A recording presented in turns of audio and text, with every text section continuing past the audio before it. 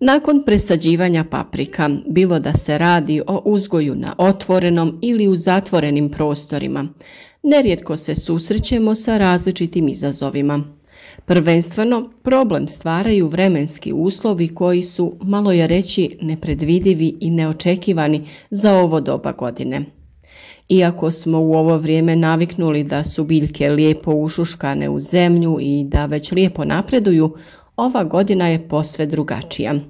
Visoke temperature i suša u početku, sada praćene naglim zahlađenjem i obilnim padavinama, nešto je što ostavlja veliki trag na našim biljkama. Ljubičasto obojeni listovi i uvijanje posljedica su reakcije paprike na uslove uzgoja. Uzroci koji dovode do ovih pojava su različiti, ali možemo djelovati preventivno i spriječiti ih. Ostanite sa mnom i poslušajte sve o ovoj temi, a za još sličnih savjeta zapratite naš kanal, podržite nas klikom na like ili podijelite video sa prijateljima na društvenim mrežama. Često se kaže kako je paprika svojevrsna gospođa u svijetu povrća. To je toploljubiva kultura koja ima velike zahtjeve. Vrlo često se na njezinom listu mogu vidjeti promjene koje su reakcija biljke na uslove u kojima se uzgaja. Najčešće se javljaju ljubičasta boja listova i njihovo uvijanje. Biljke znakove nezadovoljstva pokazuju na listovima i na svom izgledu. Vrlo je važno znati prepoznati šta ih muči i šta im to nedostaje. Na listovima paprike često možemo primijetiti da su postali ljubičasti. Postoji više razloga koji mogu dovesti do toga. Kao što sam rekla, vremenske prilike u ovoj godini su prvenstveno pogodovale nastanku takvog poremećaja. Ipak najčešći razlog je nedostatak fosfora. Bilo da se radi o manjku tog makroelementa u zemljištu ili nemogućnosti biljke da ga usvoji. Disbalans u opskrbi mineralima može dovesti do blokade fosfora u zemljištu. Ima ga dovoljno, ali nije dostupan biljkama. Također, nepoštivanje plodoreda može biti jedan od uzroka. Uzastopan uzgoj jedne kulture na istom mjestu jednostrano iscrpljuje zemljište. Vrlo često ćemo i primijetiti ljubičastu boju lišća paprike kada je temperatura zraka ispod 15 stepeni Celzijusa ili kada dolazi do naglih promjena temperature. Tada paprika nije u stanju apsorbirati fosfor iz zemljišta i kada ga ima dovoljno. Ona je toploljubiva biljka kojoj nikako ne odgovaraju te oscilacije temperature i niske temperature.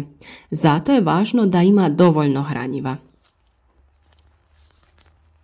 Nedostatak vlage tokom sušnog perioda također može dovesti do smanjenog usvajanja i ove pojave, ali i prevelika količina padavina koja ispira zemlju i odvodi hranjiva u dublje slojeve tla, što ih čini nedostupnim korijenu paprike. Budući da je ova pojava posljedica disbalansa u ishrani biljke, a kao što sam rekla, mogu je izazvati različiti uzroci, najbolje je kada ih možemo spriječiti. Na neke možemo djelovati, a na neke ne. U plastenicima i staklenicima sa grijanjem možemo spriječiti djelovanje temperature ispod 15 stepeni. Optimalne vrijednosti kreću se od 22 do 25 stepeni. Tokom noći poželjno je da je ona malo niža. Biljke treba saditi na zemljište koje je bogato hranjivima, redovno ih prihranjivati tokom perioda vegetacije. Nakon presađivanja treba ih prihraniti gnojivima bogatim fosforom, a voda za zalijevanje ne bi smjela biti hladna. Već smo dosta govorili o tome kako prihraniti biljke na prirodan način. Vrlo dobra prihrana nakon sadnje i tokom cijele vegetacije jeste otopina od kvasca. Rastopite 50 grama kvasca i kaškicu šećera u 1 litru vode, te ostavite sat vremena da se aktivira. Nakon toga razrijedite sa 50 litara vode. Tom otopinom zalijevajte biljke barem jednom sedmično. Drugo hranjivo je ono od žare. 1 kg listova potopi se u 10 litara vode i neka stoji 15 dana.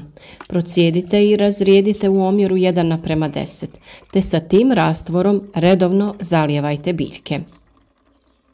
No vrlo je važno u ovakvim situacijama biljke prihraniti folijarno kada se ukaže prilika. To znači prskati ih preko lista.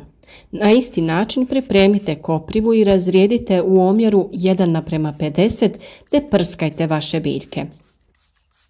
Na taj način će biljke lakše usvojiti neophodna hranjiva kada korijen nije u mogućnosti da ih usvoji.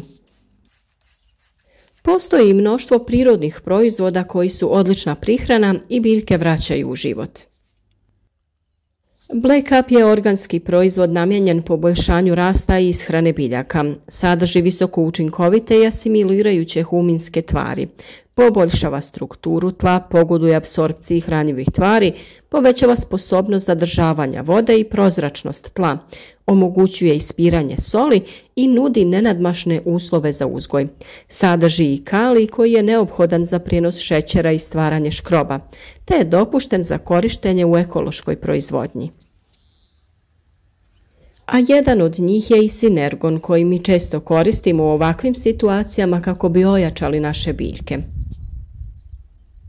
To je također tekuće organsko hranjivo namijenjeno folijarnoj primjeni kod biljaka koje su podložne ambijentalnom i fiziološkom stresu. Organska komponenta unosi dušik u visoko primjenjivom obliku koji omogućava poboljšanje fizioloških proizvodnih mehanizama uzgajane biljke. Na ovaj način biljke gnojene sa Sinergonom su otpornije, aktivnije, vitalnije i produktivnije. Njegovim korištenjem dobiva se veća otpornost na klimatske nepogode, bolji vegetativni razvoj, bolja opšta uravnoteženost biljke i veća produktivnost.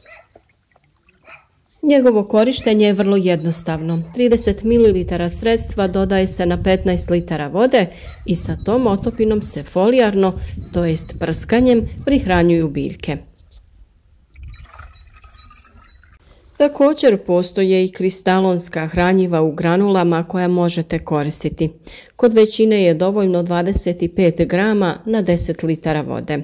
Možete koristiti onaj sa NPK omjerom 20-20-20 koji ima jednak udio dušika, fosfora i kalija. Kao što sam rekla, u ovakvim situacijama najvažnija je folijarna prihrana biljaka, jer one preko lista znatno lakše usvajaju potrebne elemente. Kada se stabiliziraju vremenske prilike, sva ova hranjiva možemo koristiti prilikom zalijevanja naših biljaka. Još jedna česta pojava na biljkama paprike jeste uvijanje listova. To nam je signal da nešto sa njom nije u redu, a brojni su razlozi koji mogu do toga dovesti. Najčešći su nedovoljna ishrana, napad insekata, bolesti, neravnomjeran rast, nedovoljna osvjetljenost, neodgovarajuća temperatura zraka. Posebno treba izdvojiti neravnomjeran rast lista. To je normalna pojava kod svih sorti i posebno hibrida paprike. Kod nekih je više, a kod nekih manje izražena. List nema idealan oblik, ali ne smije se uvijeti.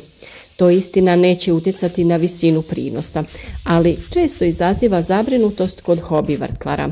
Kovrčanje uzrokuje i neravnomjeran rast. Temperatura zraka i osunčanost su vrlo važni faktori u rastu i razvoju paprike. Kada je temperatura niža i listovi se uvijaju, čim otopli, paprika izravna listove.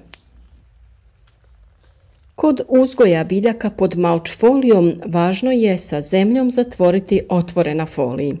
Kada to ne bi učinili, vrući zrak koji se ispod folije dosta zagrije bi izlazio na te otvore i udarao direktno u naše biljke, a na taj način bi spalio donje listove i oštetio samu stabljiku.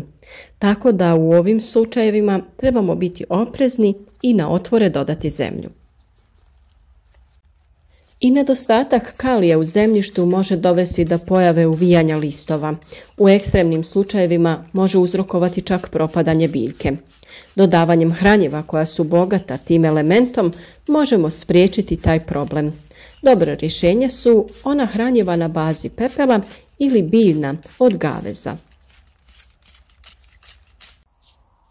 Uvijanje listova može biti posljedica djelovanja grinja ili lisnih ušiju. Ovi štetnici listove bodu i sisaju da se on zbog toga uvija i deformira. Naravno, to je posebna tema kojoj ćemo posvetiti poseban video i dati vam detaljne upute kako se boriti protiv ove pojave. O pripravcima od pepela i gaveza kao i koprive i kvasca smo pričali u nekoliko videa, pa kako ne bi previše dužila, među zadnje objavljenim videima na kanalu lako ćete pronaći sve ove recepte. Za sve bitne savjete o uzgoju voća i povrća kako bi i vi imali izobilje paprike i ostalih biljaka, zapratite naš kanal i kliknite obavezno na znak zvonca kako bi redovno dobivali obavijesti o svakom novom korisnom savjetu.